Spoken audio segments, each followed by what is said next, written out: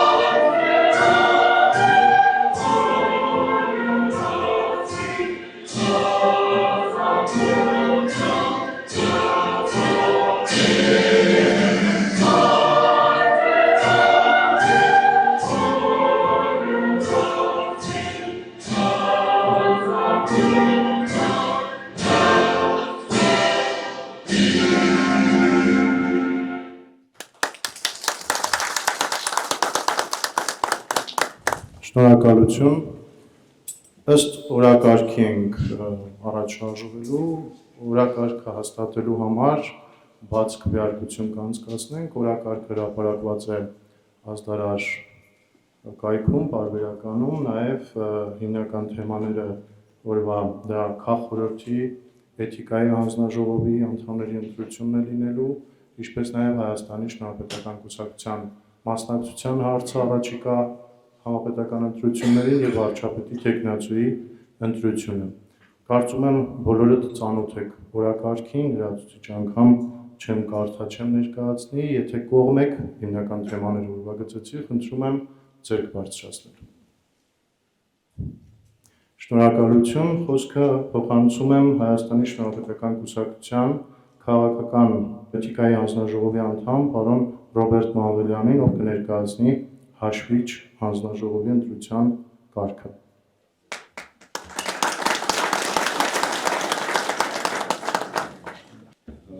Հարգելի հյուրեր, հարգելի կուսակցականներ, ցանկանում եմ ներկայացնել, որ հաշվիչ հանձնաժողովը այսօր որոշակի գործառույթ ունի իրականացնելու, ուստի մենք պետք է ընտրենք հաշվիչ հանձնաժողովի անդամներին, դրանք են Ավագ Ադամյան,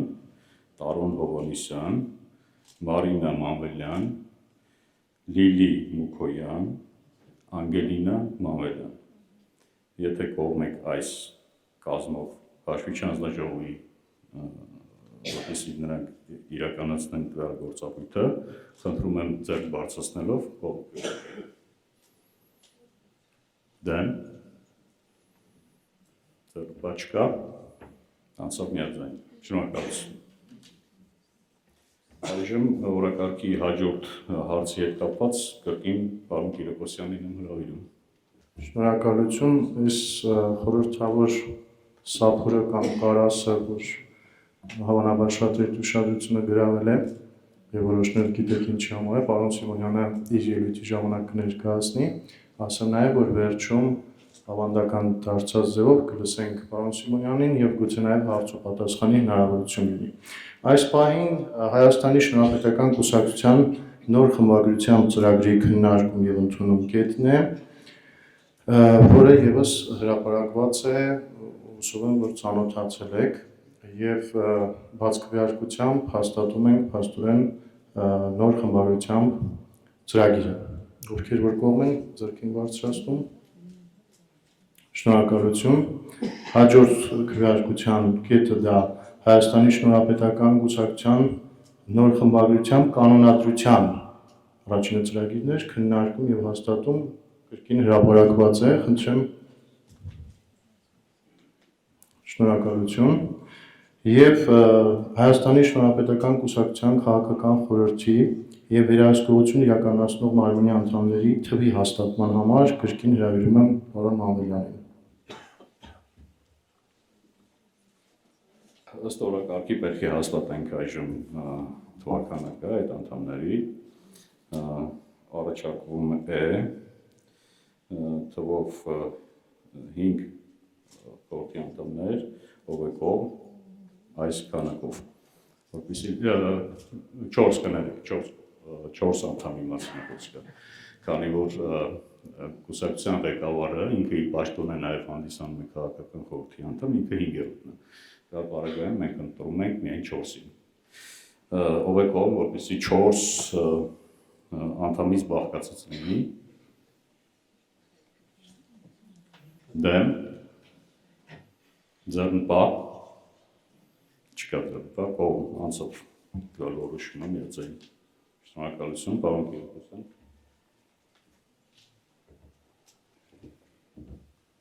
Շնորհակալություն։ Հիմա անդրադառնում ենք Հայաստանի Շնորհապետական Կուսակցության գործող քաղաքական խորհրդի դադարեցման եւ քաղաքական խորհրդի անդամների ընտրության գործին, դրա համար առաջարկում եմ էկրաններին հետևել քաղաքական խորհրդի անդամների թեկնածուների կենսագրություններին, նրանց տվյալներին։ Արտակ Դերենիկի Փայտյանը ծնվել է 1979 թվականի փետրվարի 14-ին Տավուշի մարզի Նորաշեն գյուղում։ Նախնական կրթությունը ստացել է մայրաքաղաքում, որից հետո ընտրել է զինվորականի ուղին։ 14 տարեկանում ընդունվել է Մոնթե Մելքոնյանի անվան ռազմամարզական վարժարանը։ Այնուհետև ուսումը շարունակել է Վազգեն Սարգսյանի անվան ռազմական ինստիտուտում։ 1998 թվականին նրան շնորհվել է լեյտենանտի կոչում եւ նա անցել է ծառայության Հայաստանի Հանրապետության հյուսիսային սահմանում որպես հետաղուզական դասակի հրամանատար։ 2000-ականների սկիզբը նշանավորվել է մասնագիտական ինտենսիվ վերապատրաստումներով։ Նա ավարտել է Ռազմական ավիացիոն ինստիտուտի ավիոնշանառուների դասընթացները, այնուհետև ՀՀՊՆ բարձրագույն սպայական դասընթացները, ստացել ավագ լեյտենանտի, իսկ 2003 թվականին կապիտանի կոչում։ Զուգահեռաբար Հունաստանի Կիլկիս եւ Սալոնիկ քաղաքներում մասնակցել է խաղաղապահ առաքելությունների աջակցման դասընթացների։ 2004 թվականին Արտակ Փայտյանը վերապատրաստվել է Չեխիայում, մասնակցելով բրիտանական հրահանգիչների դասընթացներին, ապա 2005-ից 2006 թվականներին ուսուցանել է Միացյալ Նահանգներում, Տեխասի լեզվի ինստիտուտում եւ Վիրջինիա նահանգի Քուանտիկո բազայում, անցնելով ծովային հետևակի սպաների դասընթաց։ 2006 թվականին նրան շնորհվել է մայորի կոչում։ Կրթական աշխարհագրությունն ընդլայնվել է Էստոնիայում ավարտելով Բալթյան պաշտպանական քոլեջի բանակի միջին հրամանատարական եւ շտաբային սպաների, այնուհետև Միացյալ հրամանատարական եւ գլխավոր շտաբի դասընթացները։ Վրաստանում, Մեծ Բրիտանիայում եւ Գերմանիայում ավարտել է շտաբային եւ սպառազինության վերահսկման դասընթացներ։ 2009 թվականին Արտակ Փայտյանը ստացել է փոխգնդապետի կոչում։ Այդ շրջանում նա զբաղեցրել է առանցքային պաշտոններ Հայաստանի Հանրապետության Պաշտպանության նախարարության Պաշտպանական քաղաքականության վարչությունում, ղեկավարելով միջազգային համագործակցության եւ սպառազինությունների վերահսկողության բաժանմունքը։ Նույն թվականին որպես Հայաստանի Հանրապետության Պաշտպանության նախարարության ներկայացուցիչ գործուղվել է Նեապոլ, Հյուսիսատլանտական դաշինքի շտաբ, ինչպես նաեւ Սոֆիա։ Դիվանագիտական եւ ռազմական գործունեությանը զուգահեռ նա ստացել է քաղաքացիական բարձրագույն կրթություն։ Ստացել է միջազգային հարաբերությունների բակալավրի աստիճան, իսկ 2016 թվականին գերազանցությամբ ավարտել է Գիտությունների ակադեմիայի դասընթացները, ստանալով քաղաքագիտության մագիստրոսի աստիճան։ 2017 թվականին ուսանել է նաև Հայաստանի ամերիկյան համալսարանում։ Մասնագիտական ուղին շարունակվել է մինչև 2021 թվականը, ներառել դասընթացներ Հունաստանում, Ավստրիայում, Գերմանիայում։ Չինաստանում ավարտել է ՄԱԿ-ի շտաբային սպաներ դասընթացը։ Նա եղել է Հյուսիսատլանտական դաշինքի օպերատիվ կարողությունների հայցակարգի գնահատման դասընթացների պատասխանատու։ 2021 թվականից նա հանդիսանում է Պահեստազորի սպա, պահպանելով փոխգնդապետի կոչումը։ Նույն թվականին ծառայության է անցել որպես ԵԱՀԿ հատուկ դիտորդական առաքելության սպա Ուկրաինայում։ 2022 թվականից զբաղվել է գործարարությամբ, իսկ 2025 թվականից աշխատանք է անցել Հայաստանում Եվրամիության դիտորդական առաքելությունում։ Տիրապետում է հայերեն, ռուսերեն և անգլերեն լեզուներին։ Արժանացել է բազմաթիվ պարգևների, թվում Անդրանիկ Օզանյան, Գարեգին Նժդե, Մարշալ Բաղրամյան և անվասիր ծառայության համար 3 աստիճան մեդալների։ Ակտիվ է նաև հասարակական կյանքում։ Օգնություն մանկատներ հիմնադրամի հոգեբարձուների խորհրդի նախագահն է և համապետական բանակ շարժման համահիմնադիրը։ Ամուսնացած է, ունի 3 զավակ։ Լուսինե Մարտիկի Մկրտչյանը ծնվել է 1988 թվականի հունվարի 31-ին։ Դպրոցական տարիներն անցկացրել է Արարատի մարզում։ 1995 թվականից մինչև 2005 թվականը ուսանել է Տափերական գյուղի միջնակարգ դպրոցում։ 2005 թվականին ընդունվել է Մխիթար Հերացուաման Երևանի պետական բժշկական համալսարան, որն ավարտել է 2011 թվականին, ստանալով ընդհանուր բժշկության որակավորում։ Մասնագիտական կրթությունը շարունակել է Առողջապահության ազգային ինստիտուտում, որտեղ մինչև 2014 թվականը մասնագիտացել է ներքին հիվանդությունների գծով։ Կրթական գործընթացը շարունակական է եղել։ 2025 թվականին նույն ինստիտուտում ստացել է լրացուցիչ որակավորում որպես բժշկական օգնության և սպասարկման որակի մասնագետ։ Աշխատանքային ուղին սկսել է 2014 թվականին Նոր Հաջն առողջության կենտրոնում, որպես բժիշկ-թերապևտ։ Մեկ տարի անց 2015 թվականին տեղափոխվել է Չարենցհավան բժշկական կենտրոն, որտեղ աշխատել է մինչև 2021 թվականը։ 2021 թվականից առ այսօր Լուսինե Մկրտչյանը հանդիսանում է Քանաքեռ Զեյթուն առողջության կենտրոնի բժիշկ-թերապևտը։ Ամուսնացած է, մայր է 3 զավակի։ Հայկ Կիրակոսյանը ծնվել է 1982 թվականի հոկտեմբերի 3-ին Երևանում։ Բարձրագույն կրթությունը ստացել է Երևանի պետական համալսարանում։ 1999 թվականից մինչև 2003 թվականը, ինչպես նաև 2011 թվականից մինչև 2013 թվականը ուսանել է Աստվածաբանության ֆակուլտետում, ստանալով մագիստրոսի աստիճան։ 2003 թվականից մինչև 2005 թվականը ծառայել է Հայաստանի Հանրապետության զինված ուժերում։ Մասնագիտական հմտությունները կատարելագործել է հռետորական արվեստի, նյարդալեզվաբանական ծրագրավորման (NLP), ինչպես նաև հյուման ռեսուրսների կառավարման մի շարք որակավորման դասընթացներում։ Աշխատանքային գործունեությունը սկսել է 2007 թվականին Sigma TV-ում, որպես խմբագիր և սցենարիստ։ 2008 թվականին ստանձնել է Lan Rouge ամսագրի գլխավոր խմբագրի պաշտոնը։ 2009 թվականից մասնագիտական ուղին շարունակել է հանրային կապերի ոլորտում։ Աշխատել է Միտք վերլուծական կենտրոնում, զուգահեռաբար հիմնադրել և մինչ օրս ղեկավարում է PR-ի զարգացման հայկական կենտրոնը։ Ղեկավար պաշտոններ է զբաղեցրել խոշոր ընկերություններում։ 2013 թվականից մինչև 2016 թվականը ղեկավարել է Սարդ ցանցի գովազդի բաժինը։ 2016 թվականից մինչև 2018 թվականը ղեկավարել է Շանթ հեռուստաընկերության գովազդի և հանրային կապերի բաժինը։ 2019 թվականից մինչև 2020 թվականը ղեկավարել է SAS գրուպի գովազդի և PR դեպարտամենտները։ 2015 թվականին հանդիսացել է Sputnik Armenia-ի ռադիո PR հաղորդման հեղինակն ու վարողը։ Ծավալել է ակտիվ հասարակական և մշակութային գործունեություն։ 2004 թվականին հաղթել է Հայաստանի Հանրապետության Պաշտպանության նախարարության հայ զինվոր պաշտոնաթերթի մրցույթում։ Արժանացել է Համաշխարհային բանկի և Հայաստանի Հանրապետության մշակույթի մրցանակներին։ Հանդես է եկել պատմամշակութային նախաձեռնություններով։ 2014 թվականին Երևանում իրականացրել է Հովանես Այվազովսկի արձանի վրձնի վերականգնումը։ 2016 թվականին նախաձեռնել է ՅՈՒՆԵՍԿՕ-ում Որդան Կարմիրի գրանցման գործընթացը։ 2023 թվականին իրականացրել է Կժով աղջկա բարձրաքանդակի վերականգնումը։ Զբաղվում է հայագիտական ուսումնասիրություններով և հեղինակային թրեյնինգների անցկացմամբ։ Ամուսնացած է, ունի 4 երեխա։ Արկադի Աղվանի Մեհրաբյանը ծնվել է 1977 թվականի օգոստոսի 29-ին Թումանյանի շրջանի Շնող գյուղում։ 1979 թվականին ընտանիքով տեղափոխվել է Երևան եւ հաստատվել Զեյթուն թաղամասում։ Նախնական կրթությունը ստացել է Երևանի թիվ 136 միջնակարգ դպրոցում, որն ավարտել է գերազանցությամբ 1993 թվականին։ Դրանից անմիջապես հետո ընդունվել է Հայկական պետական մանկավարժական համալսարան։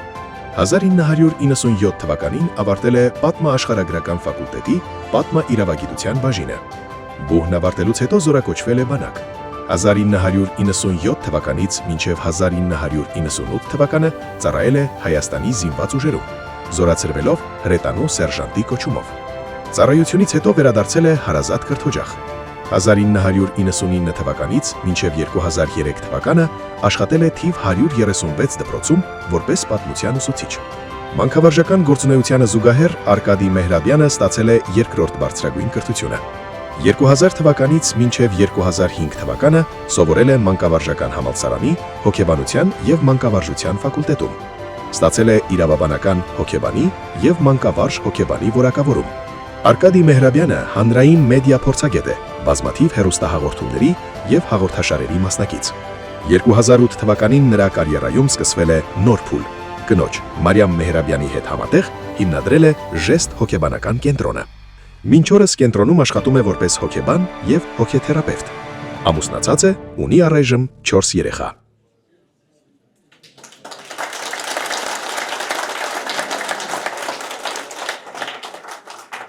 Շնորհակալություն համբերատարությամբ հետևելու համար, որոշ թյուրըմբռնումներից խուսափելու համար, ասում եմ մարդը սխալական է, բայց որ սխալները ուղղում է շատ ավելի ուղղովելի է։ Նշեմ, որ քվեարկության ժամանակ պիտի հնչեր իմ կողմից նաև դեմ եւ ձեռնպահ տարբերակները, վստահ լինելով, որ եւ հիմա էլ եթե կան մարդիկ, ովքեր դեմ կամ ձեռնպահ են, կարող են ձեռք բարձրացնել խոսքովրակարգի հաստատման, կուսակցության ծրագրի եւ կանոնադրության վերաբերյալ մեկ էլ Հայաստանի Շնորհապետական կուսակցության քաղաքորդի կազմը ներկայացնելուց հետո ուզում եմ նաև առաջարկել մասնակցել փակ ընտրությունների, դրսում մեր աղջիկները ձեզ կօգնեն, շատերիդ կարգը ծանոթ է, որից հետո կանցնենք հաջորդ հանձնաժողովի կազմի ընտրությանը բաց քվեարկության։ Ունենալու ենք նաև բանախոսություններ, այս պահին խնդրում եմ հնարավորինս կազմակերպված, մասնակցեք ընտրություններին, թերթիկները կան, կարգը, պարոն Մանվելյան, կարգը ներկայացնենք, կարծում եմ, որովհետև վստահաբար նոր համեցեք։ Հարգելի պատվիրակներ, դալի ճիշտ դուրս գալուց դեպի աջ հեսատոցից։ Նստած են աղջիկները, կմոտենակ, ձեր անազգան նկասեք, ծննդյան ամիս ամսակիվը, ձեզ կտրամադրվի մեկ քվեաթերթիկ, կմոտենակ այնուհետև քվեախոսերին, կնշեք համապատասխան, եթե դուք արդեն ծանոթացաք քաղաքական խորհրդի անդամներին, եթե ցանկություն կհայտնեք բոլորին քվեարկեք, ապա պետք է բոլոր վանդակների մեջ նշեք համապատասխան V նշանը, վեածև, եթե ինչ-որ մեկին չեք ուզում այդ մարդու օգտին քվեարկեք, կարեք մեկ կամ երկուս կամ երեք կամ չորսին ընտրեք, դա ձեր ցանկությամբ է։ Այնուհետև կմոտենաք քվեախցին եւ կնետեք եւ կսպասենք արդյունքների։ Հաշվի հանձնաժողովը կհաշվի եւ կհայտնի մեզ արդյունքների մասին։ Ես խնդրեմ ոչ թե այս դռնից, այլ այն հաջորդ դռնից մոտենաք, որպեսզի ավելի հարմար լինի եւ սաղմում այդպես ամեն ինչ արդեն տեղում աղջիկները կբացատրեն։ Շնորհակալություն։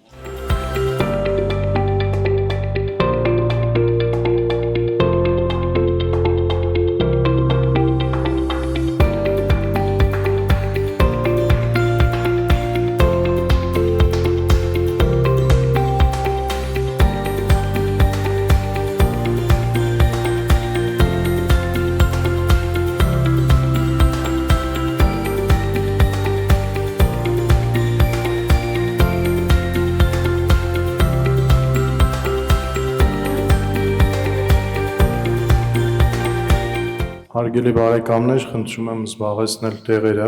Քվեարկությունը ավարտվեց։ Քիչ անց հաշվիչ հանձնաժողովը կներկայացնի արդյունքները, մենք ժամանակ ունենք լսելու մեզ համար խոսք ունեցող եւ շատ հարգված որոշ գործիչների,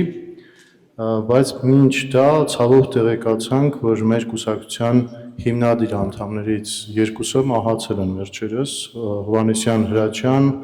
եւ Մոսիկյան Սուրենը։ Խնդրում եմ 1 րոպե լրությամբ հարգենք նրանց հիշատակը։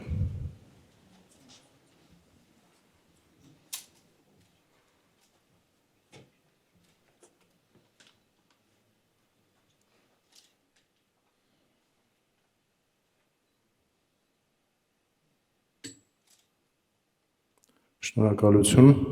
5 րոպեանոց ելույթի խոսքեր ենք ունենալու եւ այս պահին հրավիրում եմ ելույթի խոսքով հանդես գալու հանրային եւ քաղաքական գործիչ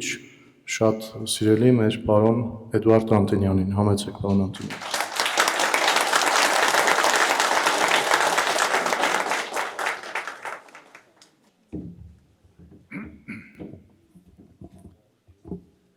Բարև ձեզ սիրելի հայրենակիցներ, պատվարժան գաղափարակիցներ,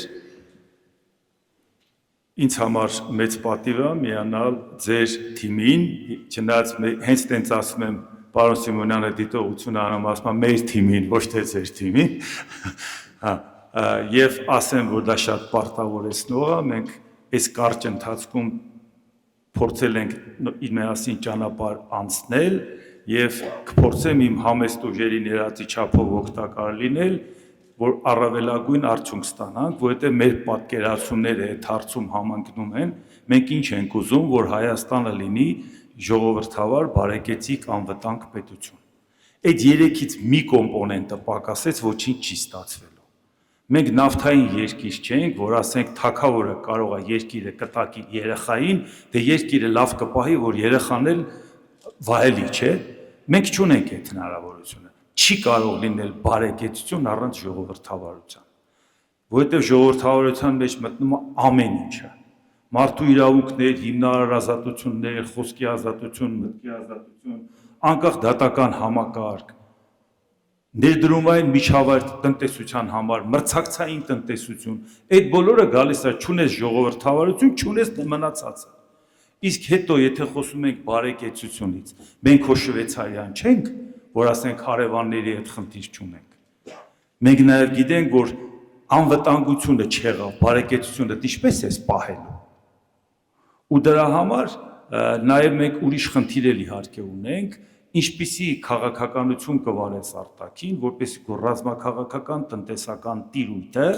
քո երկրի զարգացման համար հեռանկարային լինի։ Որտեւ անվտանգությունը մենակ չենք հասկանում պաշտպանություն։ Երևի այնպես ինչպես դա ձևակերպել է Կարլ Գուստավ Էմիլ Մանելհեյմը, իրանից հաստատ լավ չեմ ձևակերպի, ավելի լավ է իր ասածը ներկայացնեմ։ Մարդ, որ ամբողջ կյանքը եղել է անվտանգության համակարգի մարդ, ամբողջ կյանքը ծառայել է ռուս-ճապոնական պատերազմից սկսած առաջի համաշխարհային պատերազմով, եղել է ֆեդմարշալ, եղել է Ֆինլանդիայի մարշալ, եղել է նախագահ, բայց չի ասել կարևորը անվտանգությունն է։ Ասել է մինչև մեծ ծախսեր անելը անվտանգության համար, մարդկանց համար ստեղծի այնպիսի պայմաններ, որի համար արժե պահպանել դա։ Ու նա ինիկատի չի ունեցել բարեկեցիկ պայմաններ։ Այդ համընդհանուր ամեն ինչը։ Երբ որ մենք այս խնդիրը պատկերացնելով հասկանում ենք, որ եթե մեզ օտարացնում են մեր պետությունից, նպատակ ունեն։ Եթե ուղղակի մտածում են, որ ասենք դե լավ, մեր ինչին է պետք։ Դա հատուկ նպատակային ծրագիր է, որովհետև շատ դժվար է կռվել մի մարդու հետ, որը ծրագիր ունի իր երկրի զարգացման համար։ Շատ դժվար է կոտրել մի մարդու, որն ասում է Հայաստանը համայն հայության հայրենիքն է, որ Սփյուռքը պետքա ներգրավված լինի, ոչ թե ասենք գնացեք ձեր գործերով զբաղվեք, մենք էլ մեր գործերով զբաղվենք։ Որ նա առավոտ քնից արթնանա, մտածի ինչ անելու իր հայրենիքի համար, որովհետև չկա հայրենիքը, չկա համայն հայության մերանը, վաղ թե ուշ ասիմիլացվելու է։ Սա էլ մեզ համար խնդիր է։ Այսօր մենք մի կարևոր խնդրի առաջ ենք կանգնած, որ մեր բոլորի առաքելությունն է, որովհետև քաղաքական կապիտալը խանութ չի, որ կտակենք մեր երեխային։ Քաղաքական կապիտալի ժառանգորդը թիմակիցներն են, գաղափարակիցներն են։ Ինչ որ հիմքը դրեցինք, հանցնելու է հաջորդին։ Այս կուսակցությունը ինչ հիմք դրեց, շարունակելու են մյուսները։ Ինչ ենք դնում, որպեսզի հայտնի արտահայտության առումով պարտավորված լինենք բոլորի առաջ, որ հայրենիքը ոչ թե ժառանգություն ենք ստացել մեր նախորդներից, այլ պարտք ենք վերցրել մեր հետնորդներից։ Ինչ ենք հանձնելու հետնորդներին, ինչ երեսով ենք հանձնելու հետնորդներին։ Այս է հարցը, որ շատ լուրջ անելիք է, եւ եթե ես այդ ներուժը չտեսնեի ձեր մեջ, հաստատ այն մարդիկ, ովքեր իմ հրապարակային գործունեությանը հետևում են, կհասկանային, որ կարող է ուրիշ բան մտածեի ու դժվար չէր մտածեի։ Բայց տեսնելով այդ ներուժը, տեսնելով այդ կուսակցության ղեկավարին, որը որ իր կենսագրությամբ, գիտական մարդ, գիտական մտքով, ակադեմիական մտքով, իր վրա բեռ չկա Արցախի վատ բանակցությունների, իր վրա բեռ չկա պաշտպանության նախարարության փողերն ուտելու, ամբողջ հավաքական թեկուզ բոլորի սխալները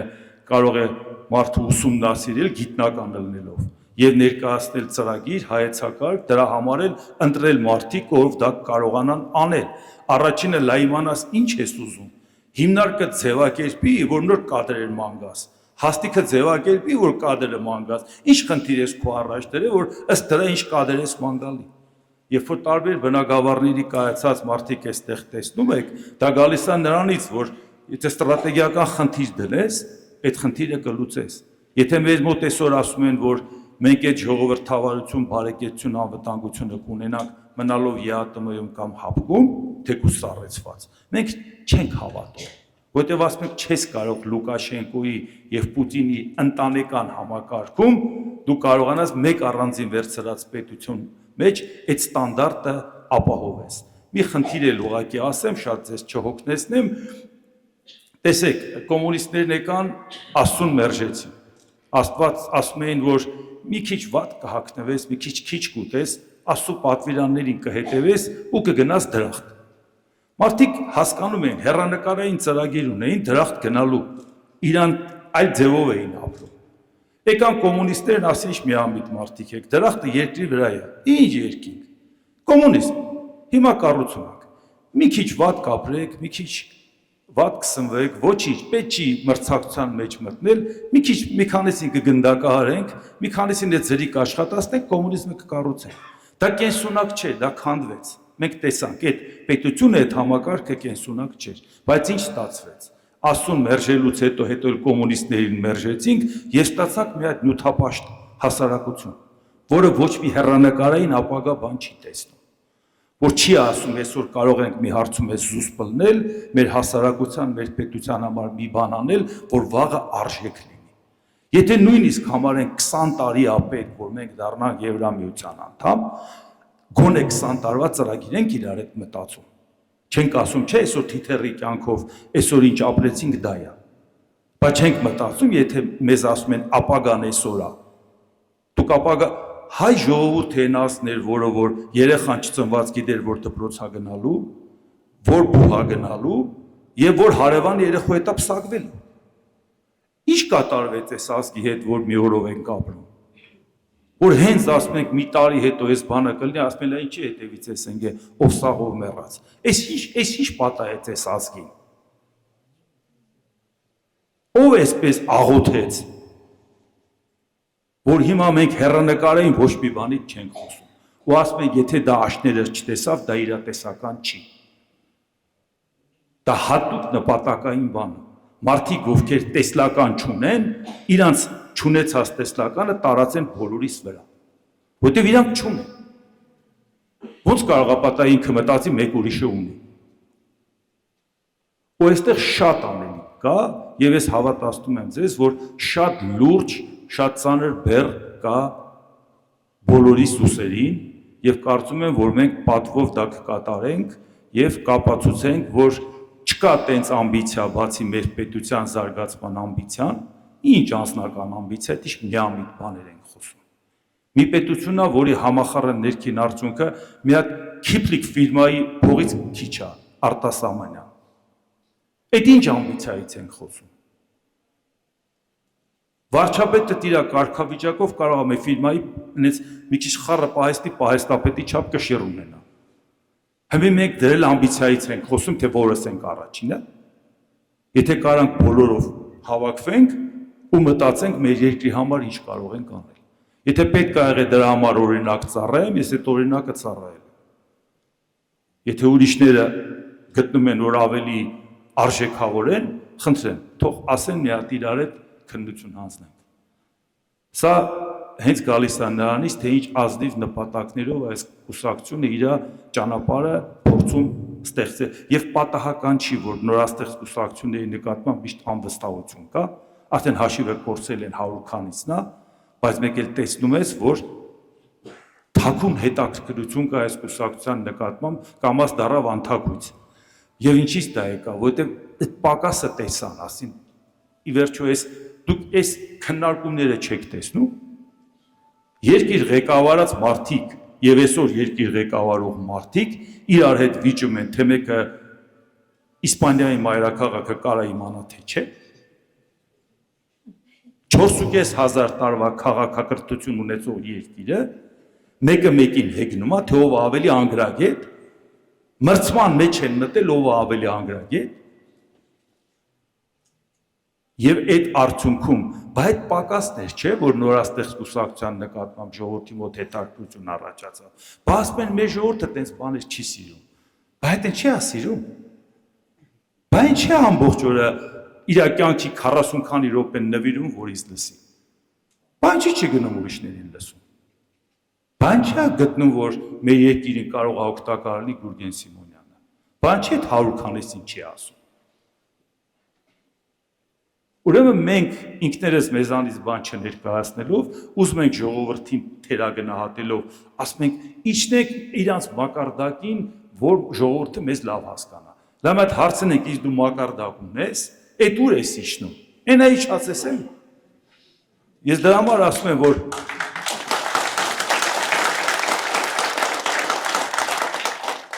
մեր ամենամեծ խնդիրը նաև նա է, որ մեծ աթոռներին նստում են պուճուր մարդիկ։ Եվ նրանց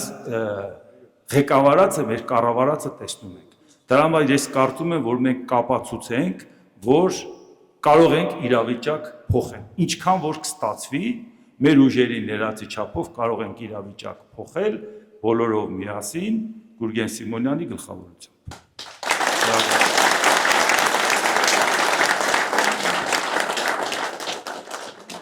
Շնորհակալություն, պարոն Անտոնյան։ Այժմ ելույթի խոսքով հրավիրում եմ Հայաստանի Շնորհապետական կուսակցության քաղաքական խորհրդի անդամ Լուսինե Մկրտչյանին։ Այդ 5 րոպեն պարոն Անտոնյանը պահեց, ես այնտեղ կոճակ ունեմ մյուսների համար կազդարան իր լրանը։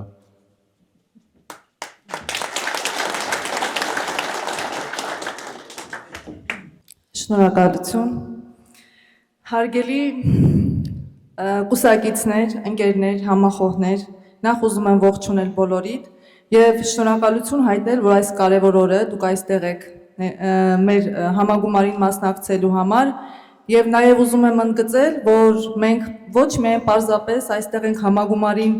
մասնակցություն ցուցաբերելու, այլ նաեւ վերահաստատելու մեր ուղին, մեր հավատը եւ մեր պատասխանատվությունը Հայաստանի ապագայի նկատմամբ։ Վերջին տասնամյակներում Հայաստանի ներքաղաքական իրավիճակից ելնելով հայ ազգը, հայ ժողովուրդը հոգնել է կեղծ խոստումներից, դատարկ խոսքերից, հիասթափություններից եւ մարդիկ սպասում են արմատական փոփոխությունների։ Սպասում են ճշմարիտ առաջնորդության, պարզ խոսքի եւ որ ամենակարևորն է գործի։ Եվ հենց այստեղ էլ սկսվում է մեր առաքելությունը։ Հայաստանի Շնորհապետական կուսակցությունը ստեղծվել է ոչ թե պարզապես համալրելու Հայաստանի քաղաքական դաշտը, այլ նաև մենք ստեղծվել ենք, որպեսզի փոխենք մտածողություն, հայ ժողովրդին վերադարձնենք արժանապատվություն եւ կառուցենք երկիր, որտեղ մարդը արժեք է եւ ոչ թե միջոց։ Սիրելի կուսակիցներ, ինչպես տեսնում ենք, գալիք ընտրությունները դրանք պարզապես քաղաքական գործընթացներ չեն այլևս։ Սա պայքար է լինելու, պայքար է լինելու հնի եւ նորի միջև, պայքար է լինելու պատասխանատվության եւ անտարբերության միջև, պայքար է վախի եւ հավատքի միջև։ Եվ ես վստահ եմ, որ մենք ճիշտ ճանապարհի վրա ենք կանգնած։ Մենք բոլորս մեզանից յուրաքանչյուր այստեղ հավաքված կարևոր դեր ունի այդ գործում։ Մենք պարզապես կուսակցության անդամներ չենք։ Մենք գաղափարի կրողներ ենք, մենք մարդիկ ենք, ովքեր կարող են եւ պետք է փոխանցեն վստահություն, ոգեշնչեն շրջապատին եւ առաջնորդեն։ Պետք է հիշել, որ հայ ժողովուրդը ամենաշատը հավատում է ոչ թե նրան, ով ամենաբարձրն է խոսում, այլ նրան, ով ամենաանկեղծն է։ Հավատում է նրան, որը ոչ թե ամենաշատ խոստումներ է տալիս, այլ նրան, ով պատրաստ է վերցնել պատասխանատվությունը իր վրա եւ կրել այդ պատասխանատվությունը։ Եվ հետեւաբար մենք պետք է լինենք համարձակ մեր խոսքերում, մաքուր մեր մտքերում եւ հետեւողական մեր գործերում։ Ճանապարհը, որ մենք ենք ընտրել, իրականում հեշտ չէ, դժվար է, բայց մենք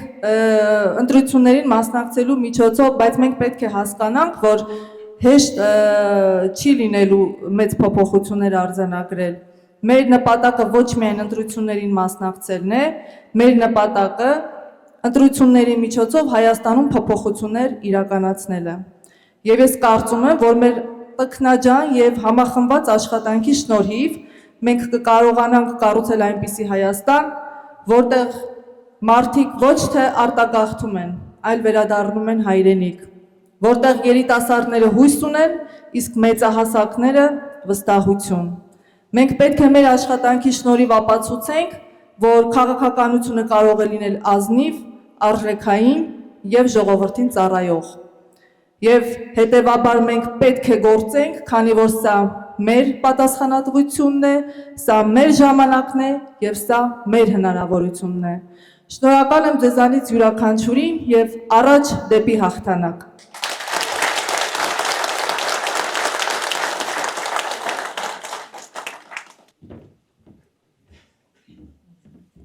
Շնորհակալություն։ Այժմ ելույթի խոսքով հրավիրում ենք Բարեվարկության եւ Անաչառության հանձնաժողովի անդամ Տիկին Գրետա Սահակյանին։ Մինչ մեր շատ սիրելի Տիկին Գրետա Սահակյանը կմոտենա, ուզում եմ իմ եւ համակուսակիցների անունից շնորհավորել նոր լույս տեսած գրքի առթիվ։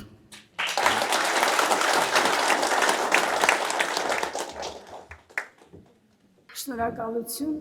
հարգելի գաղափարակից ընկերներ։ Շնորհակալ եմ պարոն Սիմոնյանին ինձ այսօր հնարավորություն տալու համար գիրքս առաջին անգամ ներկայացնելու, որը սովորական գիրք չէ, այն հուշագրություն է։ Հուշագրություն է, որը հոգու ճանապարհ է,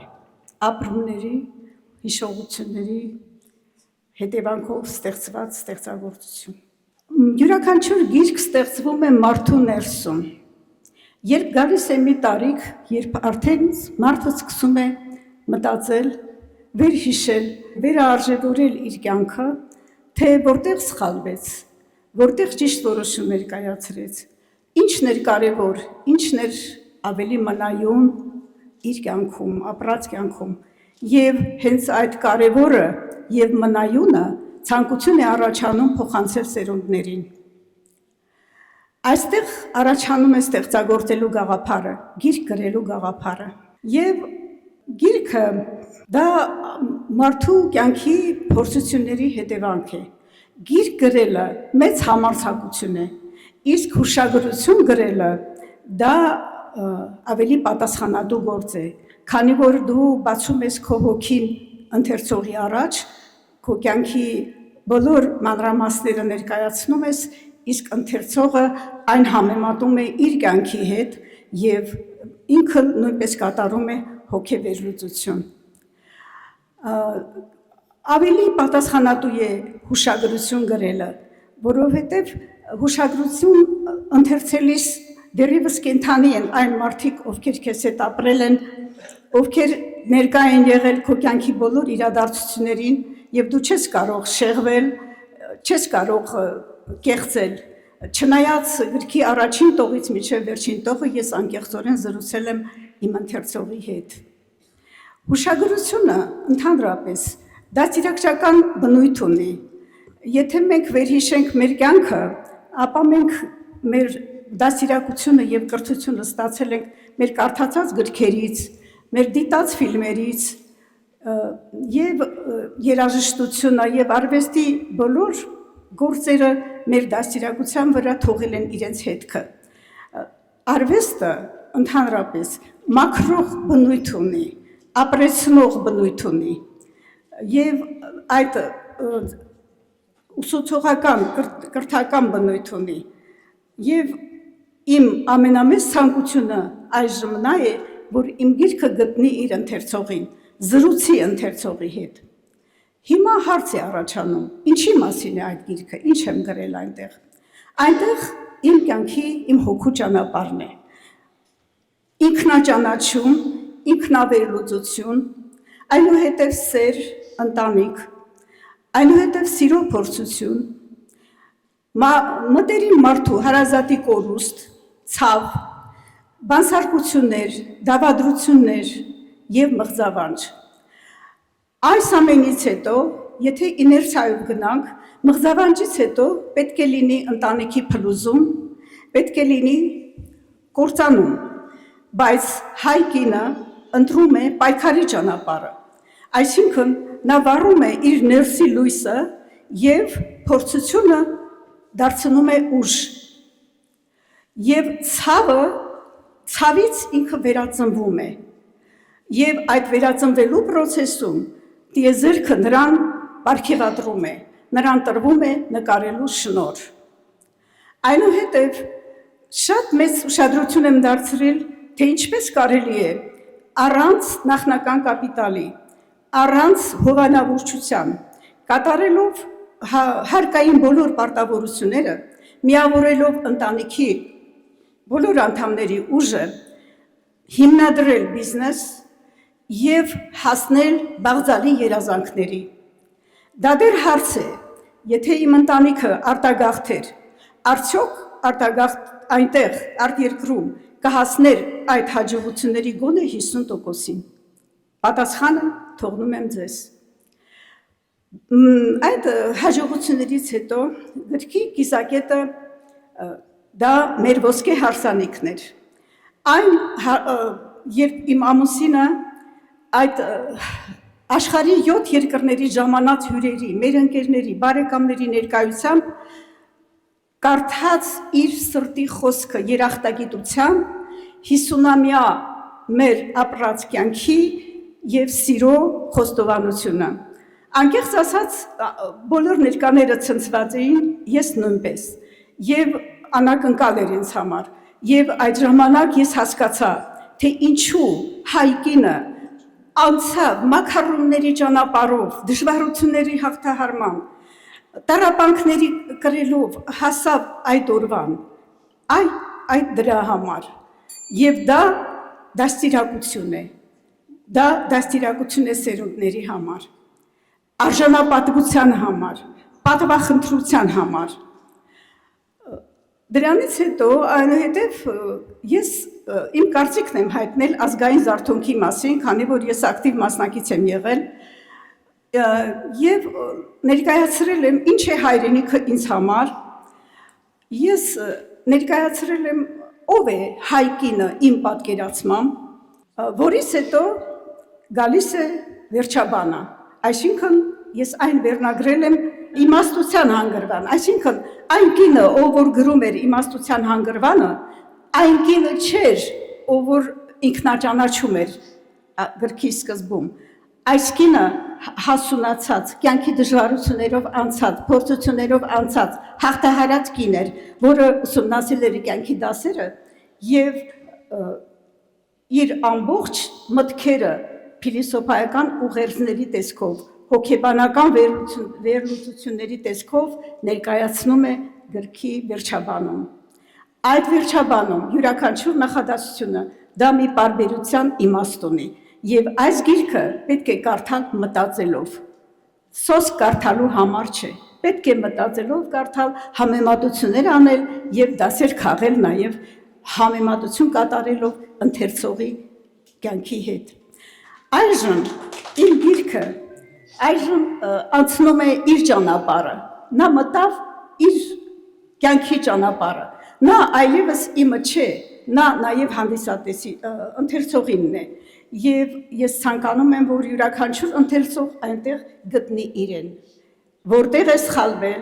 ինչու է սխալվել եւ պատճառը հետևանքային կապը։ Թող այս գիրքը գտնի իր ճանապարհը, իսկ մենք շարունակենք ապրել, արարել, ստեղծագործել։ Շնորհակալություն ուշադրության համար։ Ես անկեղծ ասած Facebook-ում տեսել եմ որոշ հատվածներ գրքից եւ շատ տպավորված եմ։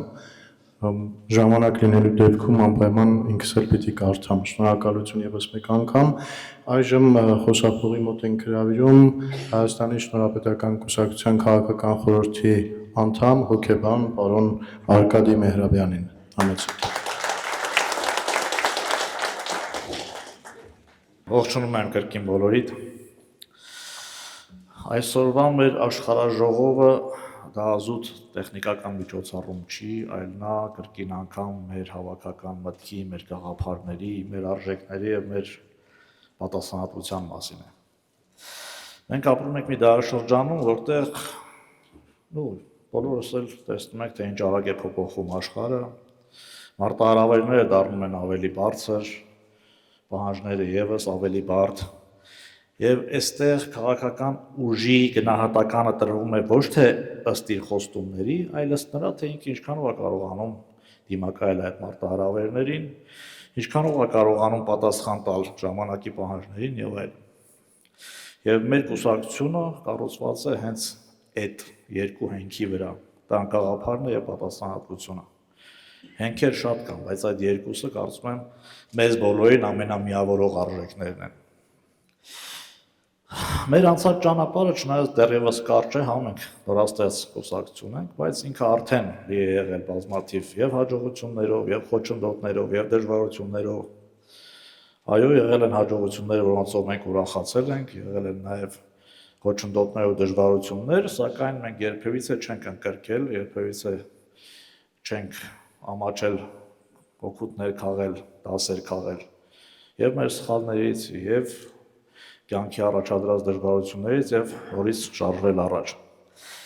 Այսօր բոլորս էլ ուզում ենք տեսնել մի երկիր, որտեղ բնականաբար օրենք հավասար է բոլորի համար, բնականաբար տնտեսությունը զարգանում է արդար մրցակցության պայմաններում, երբ որ կրթությունը ու գիտելիքները առաջնահերթություն են, եւ երբ որ յուրաքանչյուր քաղաքացի կարող է ունենալ հնարավորություն արժանապատիվ կյանք կառուցելու։ Եվ մենք պետք է հասկանանք, որ հաջողությունը կամ դրանց հասնելու հաջողությունը կախված է թիվ 1-ը դա մարդկանց վստահությունից։ Ոչ մեկիս համար գաղտնիք չի, որ մեր ներուժը դուք բոլորդ եք, մարդիկ են։ Մենք չունենք ահռելի ֆինանսական ռեսուրսներ, ինչպես ոմանք, մենք չունենք ահռելի լծակներ, վարչական ռեսուրսներ կամ լծակներ, բայց ասեմ ձեզ, պետք էլ չի, եւ մենք պետք է ապացուցենք, որ դրանցով չի լուծում հարցը, եւ երկիրը չպետք է կառուցված լինի միայն փողի վրա կամ չպետք է կառավարել միայն այն մարդիկ, ովքեր փող ունեն։ Ընդհակառակը երկիրը պետք է կառավարեն այն մարդիկ, որոնք հավաքվել են այսօր պարոն Սիմոնյանի առաջադրած գաղափարների շուրջ, իսկ մենք բացենք ցանկացած մարդու գաղափարներ ընդունել, եթե դա առողջ գաղափարներ են, կառուցողական եւ պետք մեր երկրին, պիտանի մեր երկրին։ Մեր թիվ 1 անելիքը այս պահին իմ կարծիքով դա ստեղծել կուռ թիմ, որի հիմքերը արդեն դրված են, որովհետեւ թիմը ինձ համար բարձրագույն գործիքն է, որի միջոցով հնարավոր է հասնել մեր առջև դրված նպատակներին։ Մեծ ուշադրություն պետք է դարձնենք անպայման երիտասարդների ներգրավմանը, որովհետև երիտասարդները ոչ միայն մեր ապագան են, այլ նաև մեր ներկան են, իրենց նոր մոտեցումներով, նոր գաղափարներով, նոր տեսլականով։ Տեսեք, թիմը, եթե մենք կարողանանք կառուցել միասնական թիմ, ապա մենք լուրջ հաջողություններ կունենանք։ Իհարկե տարաձայնություններ էլ կլինեն, ոչ թե կլինեն, այլ դրանք անհրաժեշտ են, բայց այդ տարաձայնությունները անհրաժեշտ են նրա համար, որպեսզի աճ արձանագրենք, որպեսզի զարգացում ապրենք, ոչ թե պառակտվենք կամ քայքայվենք կամ եւ այլն, այսինքն այդ կոնֆլիկտները կամ տարաձայնությունները, եթե չլինեն, եթե բոլորը միաձայն նույն բանը ասեն եւ նույն բանը անեն, բնականաբար աճ չի գրանցվի։ Այդ իսկ պատճառով տարաձայնությունները եւս բնական երևույթներ են եւ մենք դրանցից ոչ թե պետք է նեղվենք, այլ ընդհակառակը, դրանք պետք է ընդունենք գիտություն եւ առաջ շարժենք։ Այսօր բնականաբար շատ մարտահրավերներ կան մեր առաջ դրած, բայց մեր թիվ 1 առավելություններից մեկը նա է, որ մենք երբևիցե չենք վախենում որևէ մարտահրավերից, երբևիցե որևէ խոչընդոտի առաջ չենք կանգնելու եւ միշտ շարժվելու ենք առաջ մեր գաղափարները ի կատարածելու։ Պետք է նշեմ կամ բոլորիս համար գաղտնիք չի, որ քաղաքականությունը պետք է ծառայի քաղաքացուն եւ ցանկացած որոշում կամ ծրագիր, որը մենք առաջ ենք քաշում կամ կատարում ենք, պետք է առաջին հերթին պատասխանի հետեւյալ հարցին, թե դա որքանով է բարելավելու յուրաքանչյուր քաղաքացու կյանքը, յուրաքանչյուրիս կյանքը։ Ուստի եւ մեր առաքելությունը մեծ է, բայց պատվաբեր, բայց մենք ունենք հնարավորություն երկրի ընթացքը դեպի լավը փոխելու։ Այդ շատ կարևոր բան է, երբ որ մարդը կարողանում է ինչ-որ բան անել իր երկրի հայրենիքի ժողովրդի համար, դա իրան տալիս է ամենամեծ զգացումը, որը բնության եւ Աստծո կողմից շնորհված ամես, դա պիտանելիության զգացումն է։ Այսինքն մենք կարծում եմ բոլորս էլ նաեւ այդ գաղափարի շուրջ ենք հավաքվել, որ կարողանանք ինչ-որ բանով յուրաքանչյուրս պիտանի լինենք մեր երկրին, մեր ժողովրդին, մեր ազգին։ Ուրեմն եկեք այս դահլիճից դուրս գանք նոր վճռականությամբ եւ այն գաղափարներով, որ մեր բոլորի ջանքերը ուղղված լինեն ոչ թե մեր անձնային շահերը սպասարկելու, այլ մեր երկրի եւ ժողովրդի բարօրությունը ապահովելու եւ ապագան ապահովելու։ Եվ թող մեր գործերը լինեն մեր խոսքի լավագույն ապացույցը։ Շնորհակալություն։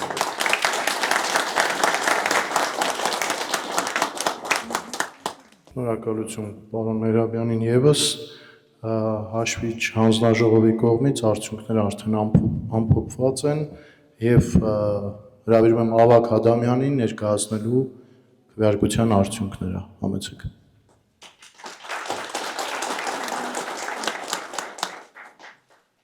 Հարգանքներս հարգելի շնորհապետականներ, ես շատ ուրախ եմ, որ մենք կարողանում ենք մտահոգված լինել մեր վաղվա օրվա համար։ Եվ մեր այստեղ հավաքվելը դա է ապացուցում։ Մի նախադասությունով, որպեսզի բնութագրենք, ես ձեզ ցանկանում եմ հունիսի 8-ին հաղթական տրամադրություն, որովհետև մեզ դա շատ է։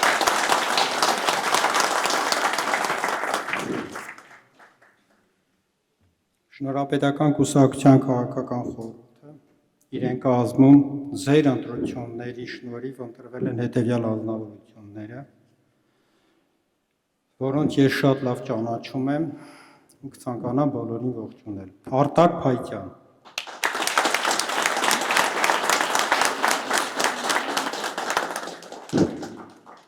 Արկադի Մեհրաբյան,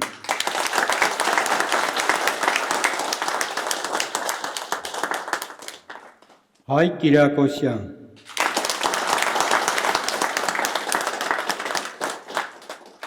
Լուսինե Մկրտչյան,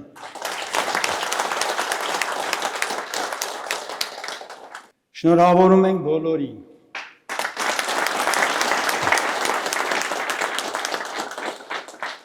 Եվ հարգելիներս հաջողություն եմ ցանկանում բոլորիս։